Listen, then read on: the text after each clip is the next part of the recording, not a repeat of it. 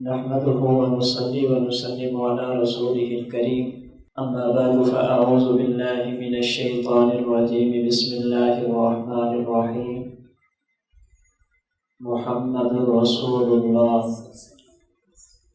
وعن أبي هريرة رضي الله تعالى عنه أن رسول الله صلى الله عليه وسلم قال: إن مثلي ومثل الأنبياء من قبلي كمثل رجل بنى بيتا فأحسنه وأجمله إلا موضع لبنة من زاوية فجعل الناس يطوفون به ويتعجبون له ويقولون هلا وزيت هذه اللبنة قال: فأنا اللبنة وأنا خاتم النبيين، أو كما قال النبي صلى الله عليه وسلم. اللهم صل على محمد وعلى آل محمد كما صليت على إبراهيم وعلى آل إبراهيم إنك حميد مجيد. اللهم بارك على محمد وعلى آل محمد كما باركت على إبراهيم وعلى آل إبراهيم إنك حميد مجيد.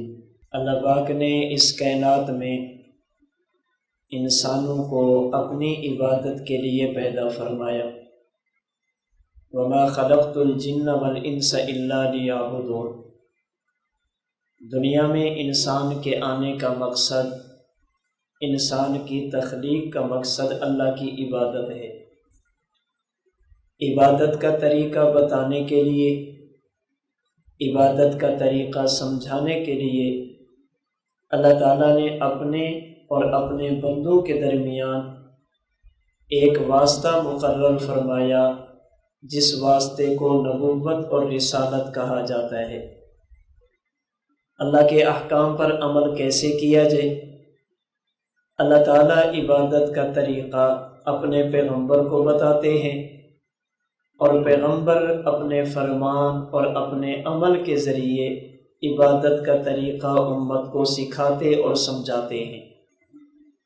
اللہ تعالیٰ نے حکم دیا نماز پڑھنے کا. نماز کیسے پڑھیں، نماز کا طریقہ اللہ اپنے نبی کو بتائیں گے، اور پیغمبر نماز کا طریقہ اپنی امت کو بتائیں گے، سکھائیں گے، سمجھائیں گے. اللہ تعالیٰ نے حکم دیا زکوٰۃ کی ادائیگی کا. زکوٰۃ کیسے ادا کریں، زکوٰۃ کے احکام اللہ اپنے نبی کو بتاتے ہیں، اور پیغمبر وہ احکام اپنی امت کو بتاتے ہیں. اللہ تعالیٰ نے حکم دیا روزہ رکھنے کا. کیسے رکھیں، اللہ روزہ رکھنے کا طریقہ اپنے نبی کو سمجھاتے ہیں، اور نبی روزہ رکھنے کا طریقہ اپنی امت کو سکھاتے اور سمجھاتے ہیں. تو اللہ کے احکام پر عمل کرنے کے لیے اللہ اور اللہ کے بندوں کے درمیان ایک واسطہ ہے، جس واسطے کو نبوت اور رسالت کہا جاتا ہے.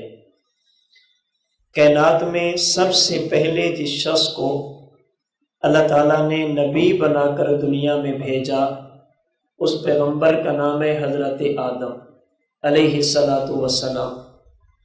اور اس کائنات میں اللہ پاک نے جس شخصیت کو سب سے آخر میں مبعوث فرمایا، سب سے آخر میں جس شخصیت نے نبوت کا اعلان فرمایا، ان کا نام نامی اسم گرامی ہے حضرت محمد صلی اللہ علیہ وسلم.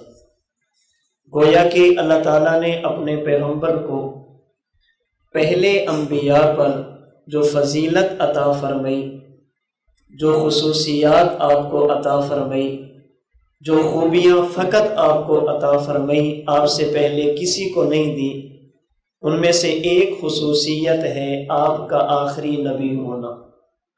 یہ فقط آپ کی خصوصیت ہے، اللہ نے باقی کسی نبی کو یہ مقام اور مرتبہ عطا نہیں فرمایا. چنانچہ مسلم شریف کی ایک حدیث ہے، رحمت دو عالم صلی اللہ علیہ وسلم نے فرمایا: فضلت علی الانبیاء بست. اللہ تعالیٰ نے مجھ محمد کو 6 چیزیں ایسی عطا فرمائی جو مجھ سے پہلے کسی کو بھی عطا نہیں فرمائی. ان میں ایک چیز فرمایا ختم بی النبیون، اللہ نے مجھ محمد کو آخری نبی بنا کر بھیجا، مجھے خاتم النبیین بنا کر بھیجا، نبوت کے سلسلے کی تکمیل اور انتہا اللہ نے مجھ پر فرما دی۔ رحمت دو عالم صلی اللہ علیہ وسلم کے خاتم النبیین ہونے کا مطلب کیا ہے؟ جب ہم یہ کہتے ہیں کہ حضور خاتم النبیین ہیں، اللہ نے آپ کے سر مبارک پر ختم نبوت کا تاج سجایا، اس ختم نبوت کے عقیدے کا مطلب، معنی اور مفہوم کیا ہے؟ آسان لفظوں میں عرض کرتا ہوں، حضور کی ختم نبوت کا مطلب کیا ہے؟ اللہ تعالیٰ کی طرف سے انبیاء کرام علیہم السلام کی جو تعداد اور گنتی مقرر تھی، اللہ کی طرف سے انبیاء کرام علیہم السلام کی جو تعداد اور گنتی مقرر تھی، حضور کے آنے سے وہ تعداد پوری ہو گئی، آپ کے آنے سے وہ گنتی مکمل ہو گئی۔ اللہ تعالیٰ کی طرف سے جو تعداد متعین تھی، آپ کے تشریف لانے سے وہ پوری ہو گئی، اب اس تعداد میں اضافہ نہیں کیا جا سکتا۔ رحمت دو عالم صلی اللہ علیہ وسلم نے اسے سمجھانے کے لیے ایک آسان مثال دی ہے جسے ہم میں سے ہر بندہ سمجھ سکتا ہے۔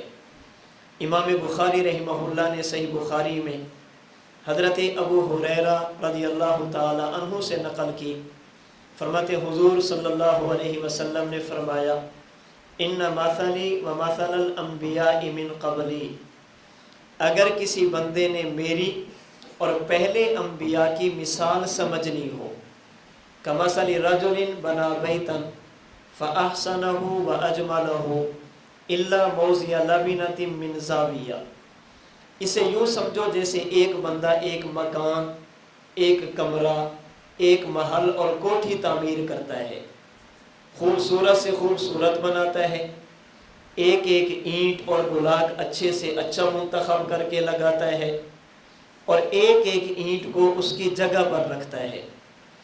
اس پورے مکان اور محل کو تعمیر کرنے کے بعد ایک اینٹ کی جگہ اس میں چھوڑ دیتا ہے۔ فَجَعَلَ النَّاسُ يَطُوفُونَ بِهِ وَيَتَعَجَّبُونَ لَهُ، پھر اپنے رشتہ داروں کو، برادری کو، دوست احباب کو، خاندان والوں کو بلاتا ہے اور اپنا مکان، اپنی کوٹھی اور بنگلہ دکھاتا ہے۔ لوگ جب اس مکان کو دیکھتے ہیں تو لوگ اس مکان کی خوبصورتی پر اسے داد دیتے ہیں۔ وَيَقُولُونَ هَلَّا وُزِيَتْ هَذِهِ اللَّبِنَةُ، ان میں سے چند افراد کہہ بیٹھتے ہیں، یار یہ اینٹ کی جگہ کیوں چھوڑ دی؟ اگر اس جگہ پر اینٹ کو لگا دیا جائے، اس اینٹ کو بھی لگا دیا جائے تو محل کی خوبصورتی مکمل ہو جائے گی۔ یہ بندہ اینٹ اٹھاتا ہے، اس جگہ پر اینٹ لگاتا ہے، اب یہ محل ایسے مکمل ہوا کہ اس میں مزید کسی اضافے کی ضرورت نہیں، اس میں مزید کسی اینٹ کی گنجائش نہیں۔ فرمایا فَأَنَا اللَّبِنَ وَأَنَا خَاتَمُ النَّبِيِّينَ، اسی طرح اللہ رب العزت نے نبوت کا محل بنایا، قصر نبوت کی تعمیر فرمائی۔ اللہ تعالیٰ نے حضرت آدم کو نبی بنایا، حضرت ابراہیم کو نبی بنایا، حضرت موسیٰ، حضرت عیسیٰ علیہ السلام کو نبی بنایا۔ ہر نبی اپنی اپنی جگہ پر خوبصورت تھا، با کمال تھا، اچھی خصوصیات کا مالک تھا۔ قصر نبوت تو بن گیا لیکن ایک جگہ باقی تھی، اس ایک جگہ پر اللہ رب العزت نے مجھے نبی بنا کر بھیجا۔ جیسے آخری اینٹ لگا کر مکان کو مکمل کر دیا جاتا ہے، اللہ نے میرے سر پر نبوت اور ختم نبوت کا تاج سجا کر قصر نبوت کو یوں مکمل فرمایا جیسے اس اینٹ کے بعد مزید اینٹ کی ضرورت نہیں، مجھ محمد کے بعد کائنات میں کسی نئے نبی کی بھی کوئی ضرورت نہیں صلی اللہ علیہ وسلم۔ حضور کی ختم نبوت کا مطلب یہ ہے، آپ تشریف لے، آخر میں تشریف لے، آپ کی بعثت کا زمانہ تمام انبیاء کی بعثت کے زمانے کے بعد ہے۔ جو ہی آپ تشریف لے آئے، آپ کے تشریف لانے سے انبیاء کی گنتی پوری، انبیاء کی تعداد مکمل، اب اس میں کمی بھی نہیں کر سکتے، اس میں اضافہ بھی نہیں کر سکتے۔ ایک روایت کے مطابق حضرات انبیاء کرام علیہم السلام کی تعداد 1,24,000 ہے۔ ایک روایت کے مطابق انبیاء کرام علیہم السلام کی تعداد 1,24,000 ہے۔ جب آپ دنیا میں تشریف لے آئے تو یہ تعداد پوری ہو گئی۔ اب آپ کے بعد کسی ایسے نبی کو ماننا جس کی وجہ سے تعداد میں اضافہ ہو جائے، گنتی بڑھ جائے، یہ عقیدہ ختم نبوت کا انکار ہوگا۔ عقیدہ ختم نبوت کو ماننا نہیں ہوگا، بلکہ عقیدہ ختم نبوت کے انکار کی ایک صورت بلکہ صراحت ہوگی کہ کوئی بندہ حضور کے بعد کسی ایسے نبی کو نبی مانے جو نیا ہو، اور اس کو نبی ماننے سے انبیاء کی تعداد اور گنتی میں اضافہ ہو جائے۔ رحمت دو عالم صلی اللہ علیہ وسلم کی ختم نبوت کا عقیدہ، آپ کو آخری نبی ماننا، یہ اسلام کا اساسی اور بنیادی عقیدہ ہے۔ اسلام کا اساسی اور بنیادی عقیدہ ہے۔ حضرت امام اعظم امام ابو حنیفہ رحمہ اللہ کا فرمان اور فتویٰ حافظ ابن حجر مکی رحمہ اللہ نے الخیرات الحسان فی مناقب الامام الاعظم ابی حنیفہ النعمان میں نقل فرمایا۔ حضرت امام ابو حنیفہ فرماتے ہیں، اگر کائنات میں کوئی شخص رحمت دو عالم صلی اللہ علیہ وسلم کے بعد نئی نبوت کا دعویٰ کرے، یہ کہے کہ میں اللہ کا نبی، یہ کہے کہ میں اللہ کا رسول، یہ کہے کہ میں اللہ کا پیغمبر، اور کوئی بندہ اس سوچ کے ساتھ اس سے دلیل مانگتا ہے کہ اگر یہ دلیل دے گا تو میں اسے نبی مان لوں گا، امام صاحب رحمۃ اللہ علیہ فرماتے ہیں یہ دلیل مانگنے والا بھی مسلمان نہیں رہے گا، یہ بھی ایمان سے نکل جائے گا۔ حضور صلی اللہ علیہ وسلم کی ختم نبوت کا عقیدہ ایسا اساسی اور بنیادی عقیدہ ہے جس میں کسی مدعی نبوت سے اس نیت کے ساتھ کہ اگر یہ دلیل دے گا تو اسے نبی مان لوں گا، اس دلیل مانگنے کی بھی اجازت اور گنجائش موجود نہیں ہے۔ رحمت دو عالم صلی اللہ علیہ وسلم اللہ کے آخری نبی ہیں۔ اللہ نے آپ پر نبوت کے سلسلے کو ختم فرما دیا، آپ کو خاتم النبیین بنایا۔ آپ کے آخری نبی ہونے پر ہمارے پاس دلیل کیا ہے؟ آپ کی ختم نبوت کا عقیدہ کس کس دلیل سے ثابت ہے؟ چند ایک دلیل آپ کی توجہ کی نظر کروں گا جن سے رحمت دو عالم صلی اللہ علیہ وسلم کی ختم نبوت ثابت ہوگی، اور یہ بات بھی سمجھ آئے گی کہ حضور کے تشریف لانے کے بعد کسی نئے نبی کو نبی ماننے کی کوئی ضرورت نہیں، کسی نئے نبی کی نبوت کی کوئی ضرورت نہیں۔ اللہ پاک نے نبوت کو رحمت عالم صلی اللہ علیہ وسلم پہ کامل، مکمل اور ختم فرما دیا۔ آپ کی ختم نبوت کی سب سے پہلی دلیل قرآن کریم کا 26واں پارہ سورۃ الفتح کی آخری آیت، اللہ پاک فرماتے محمد الرسول اللہ، آمینہ کے لال حضرت عبداللہ کے لخت جگر، حضرت محمد صلی اللہ علیہ وسلم اللہ کے رسول ہیں۔ میں اور آپ جب اسلام کی بات کرتے ہیں تو ہم ایک کلمہ کی بات کرتے ہیں جسے کلمہ توحید یا کلمہ طیبہ کہا جاتا ہے، لا الہ الا اللہ محمد الرسول اللہ۔ یہ مکمل کلمہ حدیث مبارک کی کتاب الآثار میں امام ابو حنیفہ رحمہ اللہ کے شاگرد حضرت امام محمد بن حسن رحمہ اللہ نے نقل فرمایا باب الاضحیہ میں کہ رحمت دو عالم صلی اللہ علیہ وسلم نے قربانی کے موقع پر 2 جانور ذبح فرمائے، ایک جانور اپنی طرف سے اور دوسرا جانور ان لوگوں کی طرف سے، من قال لا الہ الا اللہ محمد الرسول اللہ، جو آپ کے مسلمان امتی ہیں، کلمہ پڑھنے والے، آپ نے ان کی طرف سے جانور ذبح کیا۔ اسی کو کلمہ طیبہ کہتے ہیں، کلمہ توحید کہتے ہیں، لا الہ الا اللہ محمد الرسول اللہ۔ اللہ پاک نے قرآن کریم میں اپنے نبی کو رسول اللہ فرمایا، اپنے پیغمبر کو رسول اللہ فرمایا۔ آپ سے پہلے کائنات میں جتنے بھی نبی گزرے، اللہ نے جن انبیاء کو نبوت عطا فرمائی، ان انبیاء کرام علیہم الصلاۃ والسلام کے جو القاب ہیں، ان کے جو القاب ہیں، خصوصیات ہیں، وہ علماء نے مختلف تحریر فرمائی ہے۔ حضرت آدم علیہ السلام کو صفی اللہ کہا جاتا ہے، حضرت نوح علیہ السلام کو نجی اللہ کہا جاتا ہے، حضرت داؤد علیہ السلام کو خلیفۃ اللہ کہا جاتا ہے، حضرت یوسف علیہ السلام کو صدیق اللہ کہا جاتا ہے، حضرت ابراہیم علیہ السلام کو خلیل اللہ کہا جاتا ہے، حضرت اسماعیل علیہ السلام کو ذبیح اللہ کہا جاتا ہے، حضرت موسیٰ علیہ السلام کو کلیم اللہ کہا جاتا ہے، حضرت عیسیٰ علیہ السلام کو روح اللہ کہا جاتا ہے۔ یہ انبیاء کے مختلف القاب ہیں جن میں ان کو شہرت ملی ہے۔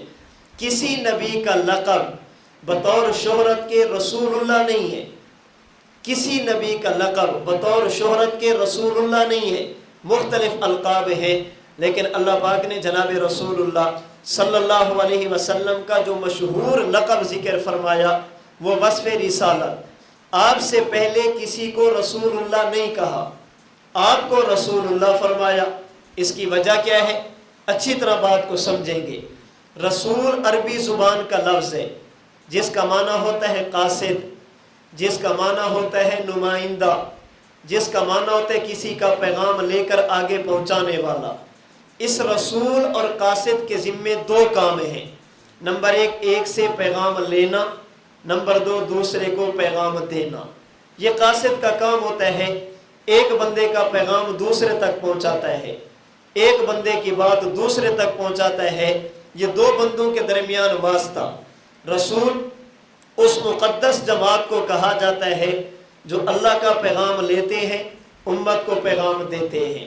جس طرح دنیا میں قاصد ایک کا پیغام دوسرے تک پہنچاتا ہے، اسی طرح انبیاء کرام علیہم السلام نے اللہ کے پیغام کو اللہ کی مخلوق تک پہنچایا۔ یہ حضرت آدم نے بھی کیا، حضرت ابراہیم نے بھی کیا، ہر نبی نے اللہ کا پیغام امت تک پہنچایا۔ اب سوال یہ ہے، جب رسول کا معنی ہے اللہ سے لینا اور امت کو دینا، یہ کام تو پہلے نبیوں نے بھی کیا، یہ کام حضور نے بھی فرمایا۔ انہیں رسول اللہ نہیں کہا، آپ کو رسول اللہ کہا۔ انہیں اللہ کا رسول بطور لقب شہرت کے نہیں فرمایا، اگرچہ وہ رسول تھے۔ بعض کی رسالت کا تذکرہ رسول اللہ کے لفظ کے ساتھ قرآن میں بھی ہے، لیکن بطور شہرت کے یہ لقب نہیں تھا۔ جب انہوں نے اللہ سے لیا بھی، آگے مخلوق کو دیا بھی، انہیں رسول اللہ کیوں نہیں کہا، آپ کو رسول اللہ کہا؟ وجہ اس کی یہ ہے، حضرت آدم سے لے کر حضرت عیسیٰ تک علیہم الصلاۃ والسلام، ان انبیاء نے جب اللہ سے لیا تو لینے کی ایک حد تھی، آگے جب مخلوق کو دیا تو دینے کی بھی ایک حد تھی۔ جب اللہ سے لیا تو لینے کی جگہ مزید باقی تھی، جب آگے مخلوق کو دیا تو دینے کی جگہ ابھی باقی تھی۔ حضور علیہ الصلوۃ والسلام اس کائنات میں تشریف لے آئے، جب اللہ سے لیا تو لینے کی تمام جگہ ختم فرما دی، جب مخلوق کو دیا تو دینے کی بھی تمام جگہ ختم فرما دی۔ ان کی جگہوں کے بعد جگہ باقی تھی، آپ تشریف لے آئے تو لینے اور دینے کی جگہ ختم ہو گئی، اس لیے انہیں رسول اللہ نہیں کہا، آپ کو رسول اللہ فرمایا ہے۔ آپ پر اللہ نے ساری چیزیں ختم فرما دی۔ آپ اللہ سے لینے پہ آئے تو لینے کی جگہ ختم، جب مخلوق کو دینے پہ آئے تو دینے کی جگہ ختم۔ سمجھانے کے لیے تھوڑی سی تفصیل عرض کروں گا۔ حضرت آدم نے اللہ سے لیا جنت میں بیٹھ کر، ابھی جنت کے اوپر مزید جگہ باقی تھی۔ حضرت ابراہیم نے اللہ سے لیا چخے میں جا کر، ابھی مزید جگہ باقی تھی۔ حضرت اسماعیل نے اللہ سے لیا چھری کے نیچے لیٹ کر، ابھی جگہ باقی تھی۔ حضرت نوح علیہ السلام نے اللہ سے لیا کشتی کا ملاح بن کر، ابھی جگہ باقی تھی۔ حضرت داؤد نے اللہ سے لیا ایک خاص حد میں رہ کر، ابھی جگہ باقی تھی۔ حضرت سلیمان نے اللہ سے لیا اپنے تخت کو فضا میں اڑا کر، ابھی جگہ باقی تھی۔ حضرت موسیٰ نے اللہ سے لیا کوہ طور پر جا کر، ابھی جگہ باقی تھی۔ حضرت عیسیٰ نے اللہ سے لیا آسمان پر جا کر، ابھی جگہ باقی تھی۔ یہ تمام انبیاء وہ ہیں جنہوں نے اللہ سے علم لیا، اللہ سے عمل لیا لیکن لینے کی جگہ باقی تھی۔ کیوں؟ اس لیے کہ ان کے بعد ابھی مزید نبی نے آنا تھا۔ جب نبی نے آنا ہے اللہ نے جگہوں کو بھی باقی رکھا۔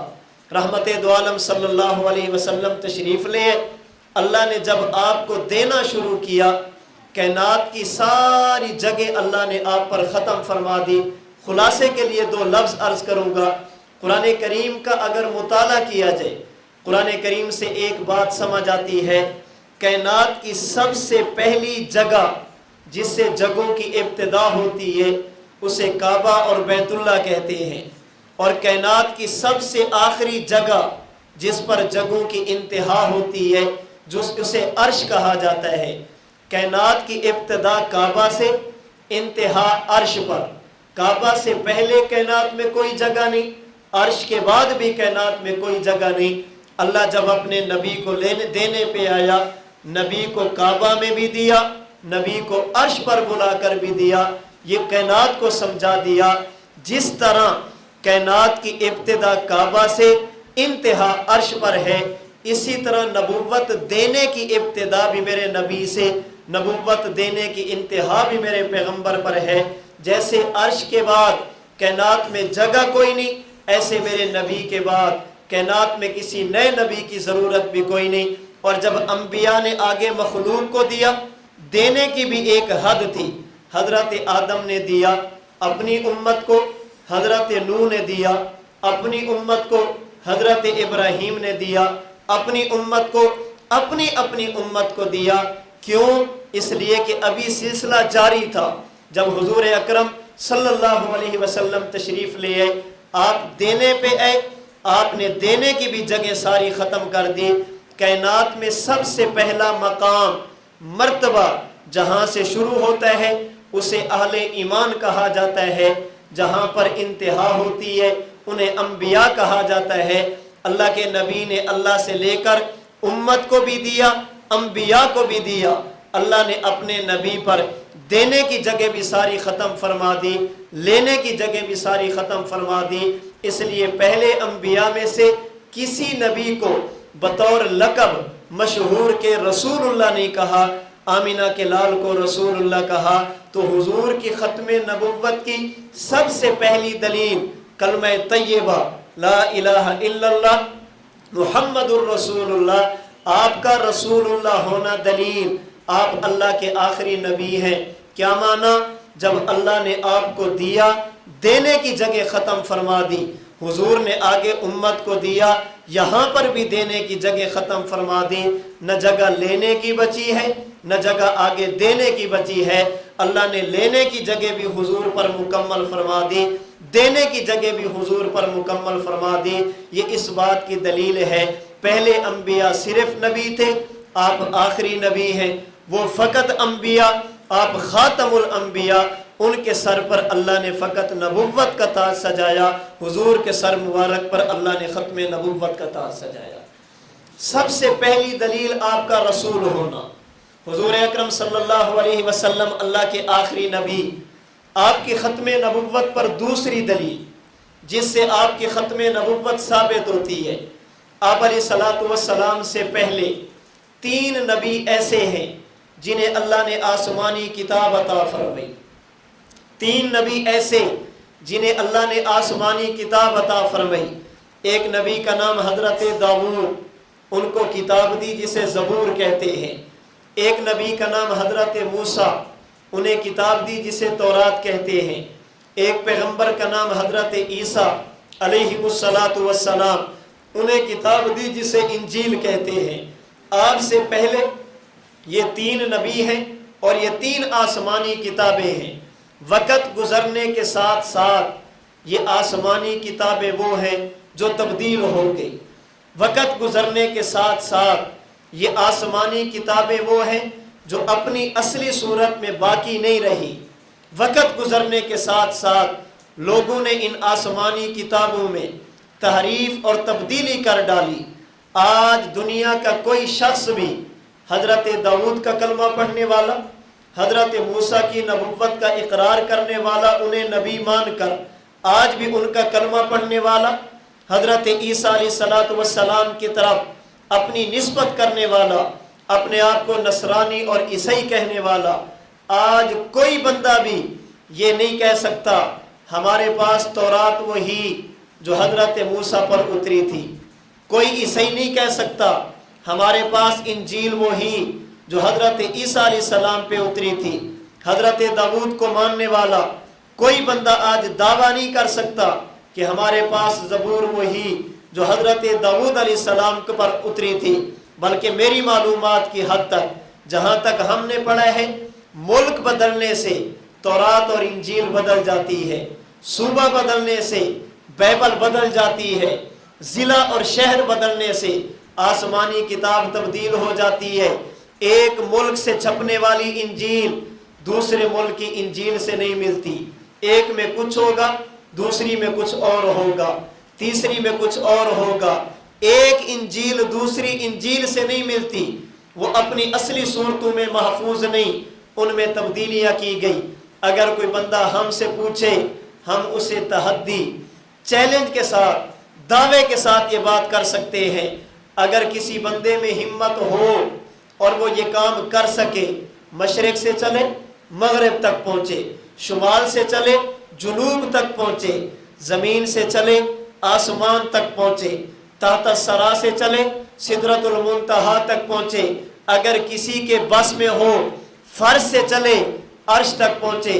رب محمد کی قسم، جو قرآن مشرق میں وہی مغرب میں، جو شمال میں وہی جنوب میں، جو زمین پر وہی آسمان پر، جو تحت الثری وہی سدرۃ المنتہا، جو فرش زمین وہی عرش بری۔ ہم قرآن کے بارے میں یہ کہہ سکتے ہیں، اللہ نے آج سے تقریباً 1450 سال پہلے جو قرآن جبریل کو دیا، جبریل نے حضور کو دیا، حضور نے صحابہ کو دیا، صحابہ نے امت کو دیا۔ آج 1450 سال گزرنے کے بعد بھی میرے اور آپ کے پاس قرآن کریم اپنی اصلی صورت میں محفوظ ہے۔ میں سپارے کی بات نہیں کرتا، سورت کی بات نہیں کرتا، رکوع کی بات نہیں کرتا، آیت کی بات نہیں کرتا، لفظ اور حرف کی بات نہیں کرتا۔ رب محمد کی قسم، آج 15 صدیاں گزرنے کو ہیں، آج تک کسی مئی کے لال میں اتنی ہمت اور جرت نہیں ہوئی قرآن کریم کے ایک نقطے کو بھی تبدیل کر سکے، زیر اور زبر کو بھی تبدیل کر سکے۔ پہلی آسمانی کتابیں محفوظ نہیں، قرآن کریم اپنی اصلی صورت میں محفوظ ہے، ان کے اندر تبدیلیاں کی گئی، قرآن کریم کے اندر کوئی تبدیلی نہیں کر سکا۔ اگر میں آپ سے سوال کروں، ذرا بتائیے مجھے تورات، زبور، انجیل یہ کس کی کتابیں؟ آپ جواب دیں گے اللہ تعالیٰ کی۔ میں پوچھوں تورات، زبور، انجیل انہیں نازل کس نے کیا؟ آپ جواب دیں گے اللہ پاک نے۔ میں سوال کروں تورات، زبور، انجیل کو لانے والا کون؟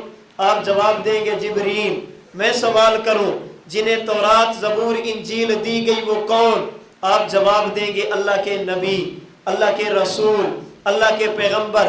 یہی 4 سوال اگر میں آپ سے قرآن کے بارے میں کروں، بتائیے قرآن کریم کتاب کس کی؟ آپ جواب دیں گے اللہ کی۔ اتاری کس نے؟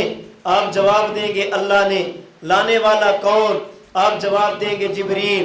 جن کے قلب اطہر پہ اتاری گئی وہ کون؟ آپ جواب دیں گے اللہ کے نبی۔ پھر میں سوال کر سکتا ہوں، جب کتاب قرآن بھی اللہ کی، وہ بھی اللہ کی، اتارا اسے بھی اللہ نے، انہیں بھی اللہ نے، لانے والے اسے بھی جبریل، لانے والے انہیں بھی جبریل، جن پر قرآن اتارا گیا وہ بھی نبی، جنہیں تورات، زبور، انجیل دی گئی وہ بھی اللہ کے نبی، اللہ بھی وہی، جبریل بھی وہی، جن کے قلب اطہر میں اتاری گئی وہ بھی اللہ کے نبی۔ جب کتابیں اللہ کی، وہ محفوظ کیوں نہیں؟ قرآن کریم محفوظ کیوں ہے؟ ان میں تبدیلی کیوں کی گئی؟ قرآن کریم کو تبدیلی سے کیوں بچایا گیا؟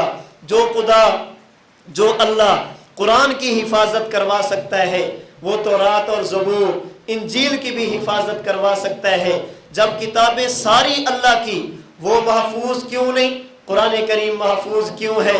اس کی سب سے پہلی اور بنیادی وجہ یہ ہے، جنہیں تورات، زبور، انجیل دی گئی وہ اللہ کے نبی تھے، جنہیں قرآن دیا گیا وہ آخری نبی ہیں، جنہیں وہ دی گئی ان کے سر پر فقط نبوت کا تاج، اور جسے قرآن دیا گیا ان کے سر مبارک پر ختم نبوت کا تاج ہے۔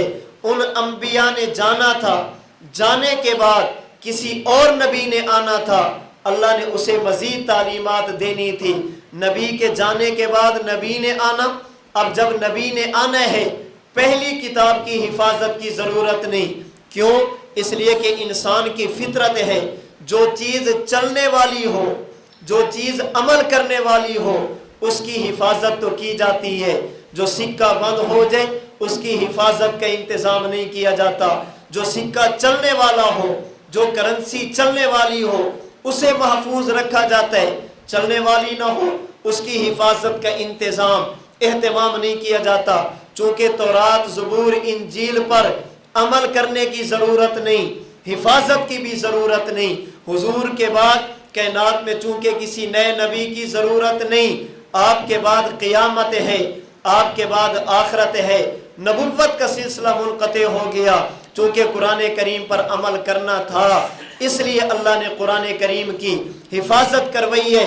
اب میں سمجھانے کے لیے کہوں گا، قرآن کریم کا ہمارے پاس محفوظ ہونا یہ دلیل حضور اللہ کے آخری نبی، قرآن کریم کی ایک ایک سورت دلیل، اللہ کے نبی آخری نبی، ایک ایک پارہ دلیل، آپ اللہ کے آخری نبی، ایک ایک آیت دلیل، آپ اللہ کے آخری نبی، ایک ایک حرف اور لفظ دلیل، آپ اللہ کے آخری نبی، ایک ایک آیت پر زیر اور زبر دلیل، آپ اللہ کے آخری نبی۔ اگر میرے اور آپ کے پاس آج اگر اللہ کا قرآن محفوظ ہے اس کی سب سے بڑی وجہ یہ ہے کہ حضور اللہ کے آخری نبی ہے۔ قرآن کریم کا محفوظ ہونا یہ دلیل ہے کہ حضور کون؟ اللہ کے آخری نبی۔ اگر حضور آخری نبی نہ ہوتے آج میرے اور آپ کے پاس قرآن محفوظ نہ ہوتا، آپ کے بعد کسی نئے نبی نے آنا ہوتا، ہمارے پاس قرآن کریم محفوظ نہ ہوتا۔ قرآن کریم کا محفوظ ہونا یہ دلیل ہے کہ حضور اللہ کے آخری نبی ہے۔ حضور کی ختم نبوت کی تیسری دلیل جس سے ثابت ہوتا ہے کہ آپ اللہ کے آخری نبی، آپ سے پہلے کائنات میں جتنے بھی نبی ہیں کسی نبی کی مکمل زندگی ان کی امتوں کے پاس محفوظ نہیں ہے، کسی بھی نبی کی مکمل سیرت ان کی امتوں کے پاس محفوظ نہیں، کسی بھی نبی کی عبادت کے مکمل طریقے ان کی امتوں کے پاس محفوظ نہیں۔ اگر کوئی ہم سے پوچھے گا ہم اللہ کے نبی کی زندگی کو یوں محفوظ بتائیں گے، حضور اپنی والدہ کے پیٹ میں تھے، ہمارے پاس وہ حالات بھی محفوظ ہیں۔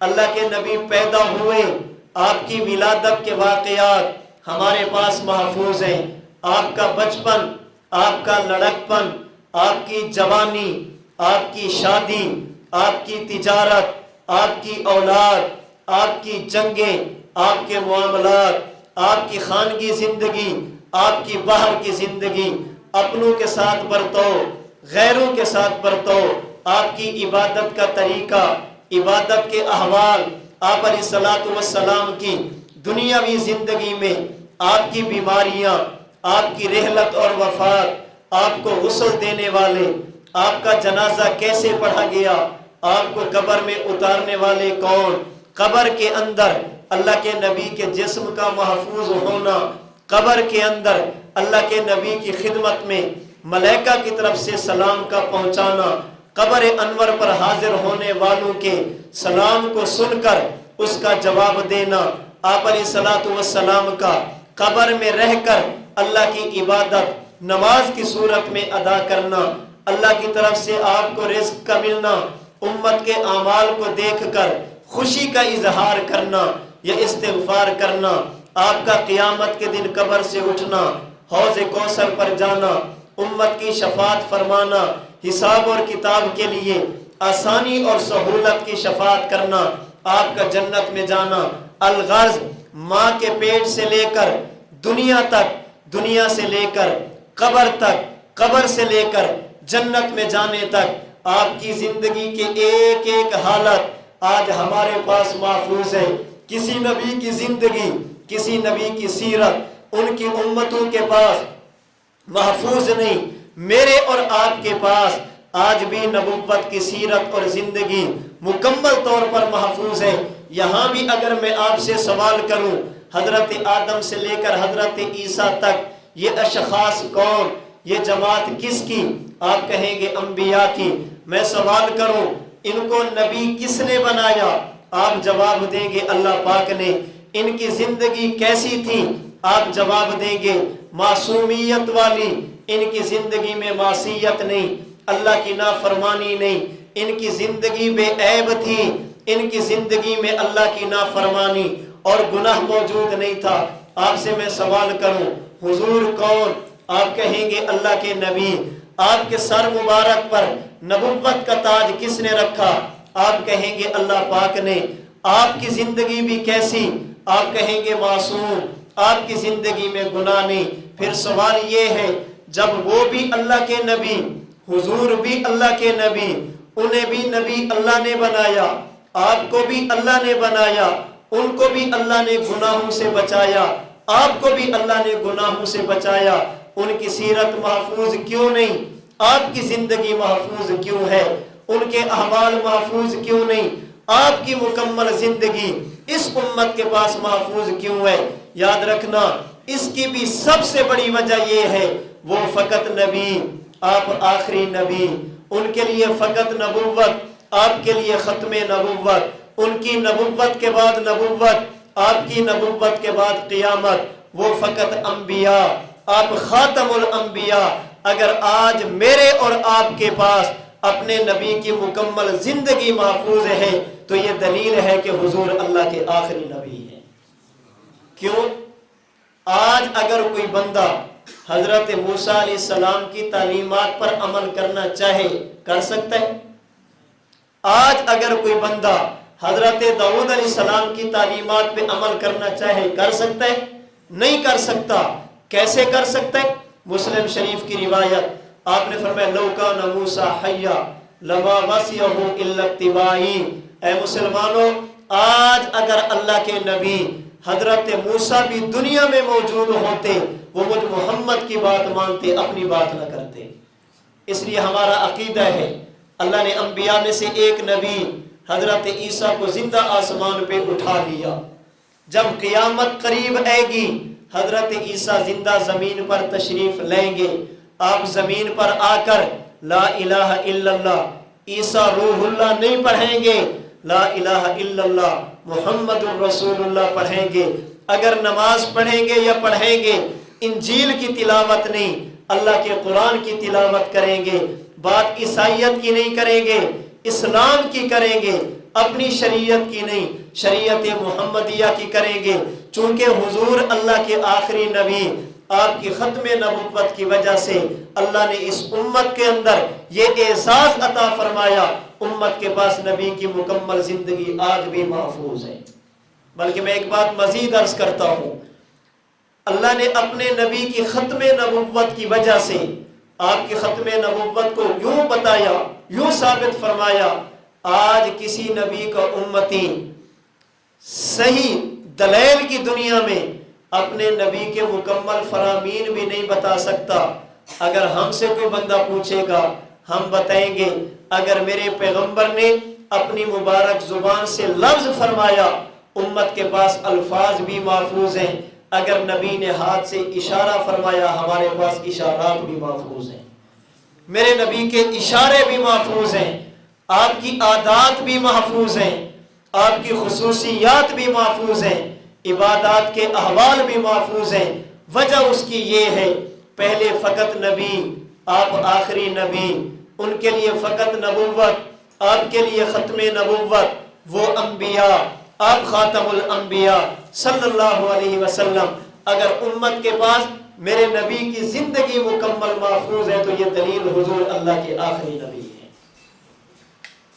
آپ کی ختم نبوت کی چوتھی دلیل، حضور اکرم صلی اللہ علیہ وسلم اللہ کے آخری نبی، آپ کی ختم نبوت کی چوتھی دلیل میری اور آپ کی شکلوں کا محفوظ ہونا، یہ دلیل ہے کہ حضور پر نبوت ختم ہے۔ گناہوں کے باوجود میری اور آپ کی شکلوں کا نہ بگڑنا، اللہ کی طرف سے اس امت پر اجتماعی عذاب کا نہ آنا، یہ دلیل اللہ نے نبوت کی حضور پر تکمیل اور انتہا فرما دی۔ اللہ کی نافرمانی کے باوجود بھی آسمان سے پتھروں کا نہ برسنا، اللہ کی نافرمانی کے باوجود بھی آسمان سے آگ کا نہ برسنا، اللہ کی نافرمانی کے باوجود بھی شکلوں کا محفوظ ہونا، یہ دلیل ہے اللہ نے نبوت کی حضور پر انتہا فرما دی۔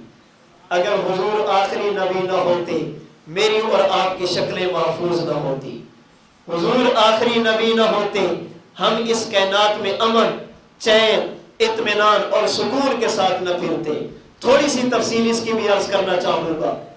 قرآن کریم کا 9واں پارہ سورۃ الانفال کی آیت 32 آیت 33 میں اللہ پاک نے اہل مکہ ان کی ایک دعا کا تذکرہ فرمایا، پھر اللہ نے اپنے کرم کا تذکرہ فرمایا، نبی کی ختم نبوت کا تذکرہ فرمایا۔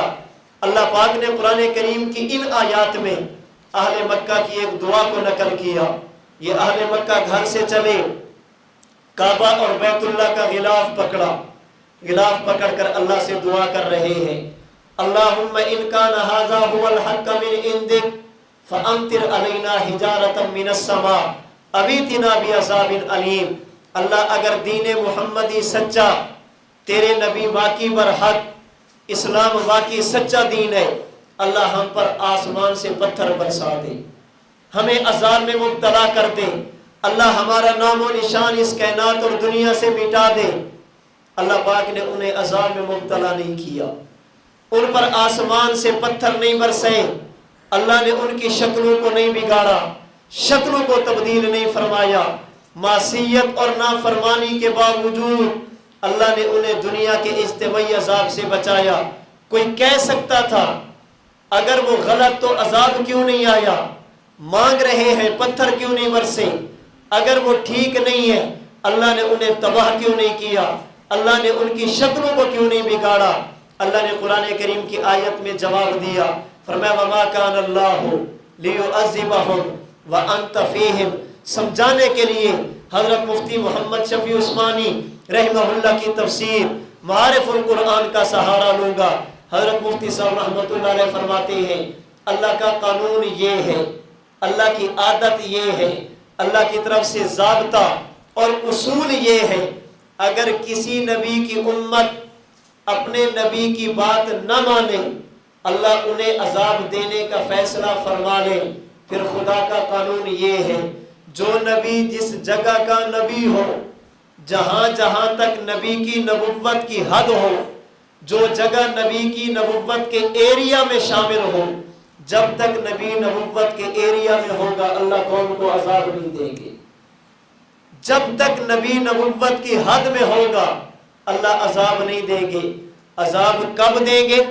جب نبی کو نبوت کی حد سے نکال لیں گے، نبی ایسی جگہ پر چلے جائیں گے جو نبی کی نبوت کا ایریا نہیں، نبی کی نبوت کی حد نہیں، نبی کی نبوت کی حد سے باہر۔ جب نبی نبوت کی حد سے نکلے گا اللہ قوم کو عذاب میں مبتلا کر دے گا۔ سمجھانے کے لیے صرف کہوں گا، ایک نبی اس مسجد کا نبی ہے، یہ نبی کی نبوت کا ایریا، نبی کی نبوت کی حد ہے، قوم نے بات نہیں مانی، جب تک نبی اس جگہ پر موجود ہوگا قوم پہ عذاب نہیں آئے گا۔ نبی یہاں سے چلا اس کونے میں پہنچا، اب بھی عذاب نہیں آئے گا۔ کیوں؟ اس لیے کہ یہ بھی نبوت کا ایریا، وہ بھی نبوت کا ایریا، اس کونے میں پہنچا، عذاب اب بھی نہیں آئے گا، اس لیے کہ نبی ابھی نبوت کی حد میں ہے، اس کونے میں آئے گا، عذاب اب بھی نہیں آئے گا۔ کیوں؟ اس لیے کہ نبی نبوت کے ایریا اور حد میں ہے۔ جو ہی نبی اس مسجد کے دروازے سے باہر نکلے گا اللہ پوری قوم کو تباہ کر دیں گے۔ کیوں؟ اس لیے کہ اب نبی نبوت کے ایریا سے نکل گیا، نبی نبوت کی حد سے نکل گیا۔ نبی کا نام ہے حضرت نوح، قوم نے بات نہیں مانی، فرمایا اے میرے نبی بیڑا تیار کیجئے، کشتی تیار کیجئے۔ اللہ نے پانی کو بھیجا، جب وہ پانی کے اندر تیرتا ہوا بستی سے نکلا اللہ نے بستی والوں کو تباہ کر دیا۔ جب تک نبی ان میں موجود تھے اللہ نے عذاب نہیں دیا۔ نبی کا نام ہے حضرت لوط، اللہ کے نبی کی قوم نے بات نہیں مانی، فرمایا رات کے وقت ہجرت کیجئے۔ حضرت لوط علیہ السلام نے بستی کو چھوڑا، اللہ نے پوری قوم کو تباہ کر دیا، آسمان سے پتھر برسا کر بستی کو الٹا کر کے اللہ نے پوری قوم کو تباہ کر دیا۔ جب تک حضرت لوط اپنی نبوت کی حد میں تھے اللہ نے عذاب نہیں دیا۔ نبی کا نام ہے حضرت موسیٰ، قوم نے بات نہیں مانی، فرمایا رات کے وقت ہجرت کیجئے۔ حضرت موسیٰ نے دریا کراس کیا، اللہ نے قوم کو غرق فرما دیا۔ جب تک نبی نبوت کے ایریا میں تھے اللہ نے قوم کو عذاب نہیں دیا۔ اس پس منظر میں سمجھیے اہل مکہ نے کہا اللہ اگر تیرا نبی سچا، اللہ اگر یہ واقعی تیرا نبی، اس کا دین برحق، اللہ ہمیں عذاب دے دے، ہمارا نام و نشان دنیا سے مٹا دے۔ فرمایا وما کان اللہ لیعذبہم وانت فیہم، اے میرا پیغمبر میں انہیں کیسے عذاب دوں، آپ جو ان کے اندر موجود ہیں آپ کے ہوتے ہوئے کیسے عذاب دوں۔ میرا قانون یہ ہے جب تک نبی ان میں قوم میں ہو، جب تک نبی نبوت کی حد میں ہو میں قوم کو عذاب نہیں دیتا۔ اللہ کے نبی نے مکہ چھوڑا، آپ طائف میں تشریف لے گئے۔ اب آپ مکہ میں نہیں تھے، طائف میں تھے، اب تو مکہ والوں پہ عذاب آ جاتا اس لیے کہ آپ مکہ میں نہیں ہیں۔ فرمایا وَأَنْتَ فِيهِمْ، اے میرا پیغمبر وہ اور نبی تھے جو ایک بستی کے نبی، وہ اور نبی تھے جو ایک قوم کے نبی، وہ اور نبی تھے جو ایک شہر کے نبی۔ آپ مکہ میں ہو یہ بھی آپ کی نبوت کی حد ہے، آپ طائف میں چلے جائیں یہ بھی آپ کی نبوت کی حد ہے۔ آپ کسی بستی کے نبی نہیں، اللہ کے نبی وہاں سے چلے مدینہ پہنچے، مکہ والوں پہ اب بھی عذاب نہیں آیا۔ فرمایا وَأَنْتَ فِيهِمْ، میرا محمد تو مکہ کا بھی نبی ہے تو مدینہ کا بھی نبی ہے۔ آپ بدر میں پہنچے، احد میں پہنچے، حنین میں پہنچے، خندق میں پہنچے، مکہ والوں پہ اب بھی عذاب نہیں آیا۔ فرمایا وَأَنْتَ فِيهِمْ، اے میرا پیغمبر جیسے آپ مکہ کے نبی، آپ بدر کے بھی نبی، احد کے بھی نبی، خندق کے بھی نبی، حنین کے بھی نبی۔ کیوں؟ میرا ضابطہ یہ ہے جہاں جہاں تک نبی کی نبوت کا ایریا ہو، جب تک نبی اس میں موجود ہو میں عذاب نہیں دیتا۔ ایک وقت آیا اللہ کے نبی مکہ کی سرزمین سے چلے، آپ بیت المقدس پہنچے، اب مکہ والوں پہ عذاب اب بھی نہیں آیا۔ فرمایا وَأَنْتَ فِيهِمْ، میرا پیغمبر تو بیت المقدس کا بھی نبی، اللہ کے نبی وہاں سے چلے، پہلا آسمان، دوسرا، تیسرا، چوتھا، پانچواں، چھٹا، ساتواں، سدرۃ المنتہا، صریف الاقلام، آپ عرش پر پہنچے۔ اب حضور کائنات میں زمین پر نہیں، فرش پر نہیں، آپ عرش پر جا چکے، اب بھی زمین والوں پہ عذاب نہیں آیا۔ فرمایا وَأَنْتَ فِيهِمْ، میرا محمد تو فرش کا بھی نبی، أَنْتَ فِيهِمْ، میرا محمد تو عرش کا بھی نبی۔ آپ واپس ہے، آپ بیمار ہوئے، آپ کا انتقال ہوا، صحابہ نے غسل دیا، کفن پہنایا، صلاۃ و سلام کی صورت میں آپ کا جنازہ ادا فرمایا۔ ام المومنین سیدہ عائشہ رضی اللہ تعالی عنہا کے حجرے میں آپ کو دفن فرمایا۔ اب حضور زمین پر نہیں زیر زمین چلے گئے، اب زمین پر نہیں، اب تو قبر انور کے اندر چلے گئے، اب تو عذاب آ جانا چاہیے، اب بھی عذاب نہیں آیا۔ فرمایا وَأَنْتَ فِيهِمْ، اے میرا محمد وہ اور تھے جو دنیا سے جاتے ان کی نبوت کی حد ختم ہو جاتی، آپ دنیا میں ہو، آپ دنیا کے نبی، آپ قبر میں چلے جائیں، آپ قبر کے بھی نبی ہیں۔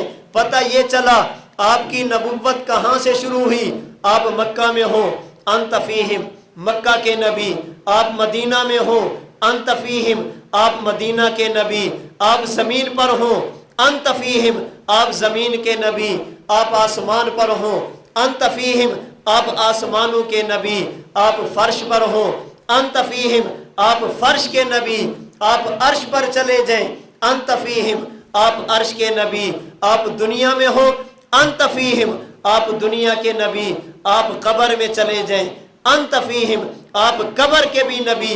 نتیجہ یہ نکلا کائنات کا کوئی ذرہ بھی ایسا نہیں جو آپ کی نبوت کے ایریا سے باہر ہو، کوئی خطہ بھی ایسا نہیں جو آپ کی نبوت کی حد سے باہر ہو۔ یہی وجہ اللہ نے قرآن کریم میں جو الفاظ، جو اسلوب اور جو طرز اپنی ربوبیت کے لیے اختیار فرمایا وہی طرز اور اسلوب حضور کی ختم نبوت کے لیے استعمال فرمایا۔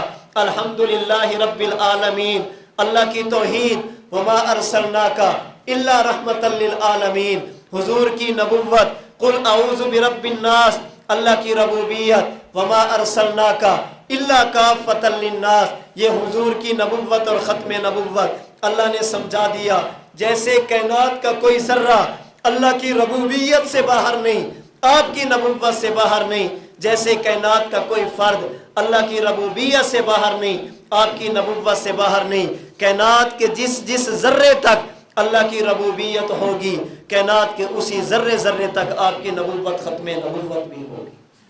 تو میری اور آپ کی شکلیں اگر محفوظ ہیں تو ہماری شکلوں کا محفوظ ہونا دلیل حضور اللہ کے کلمہ طیبہ کو دیکھو گے، حضور اللہ کے آخری نبی، اگر اپنے پیغمبر پر اترنے والی کتاب قرآن کریم کو دیکھو گے، یہ دلیل حضور اللہ کے آخری نبی پیغمبر کی سیرت کو دیکھو گے، دلیل حضور اللہ کے آخری نبی اپنی شکلوں کو دیکھو گے، دلیل حضور اللہ کے آخری نبی اگر میرے اور آپ کے پاس نبوت کو دیا جانے والا کلمہ محفوظ ہے، کلمے کا محفوظ ہونا ختم نبوت کی دلیل، قرآن کریم محفوظ ہے، اس کا محفوظ ہونا ختم نبوت کی دلیل، حدیث اور سنت محفوظ ہے، اس کا محفوظ ہونا ختم نبوت کی دلیل، اگر میری اور آپ کی شکلیں محفوظ ہیں ان کا بھی محفوظ ہونا حضور کی ختم نبوت کی دلیل ہے۔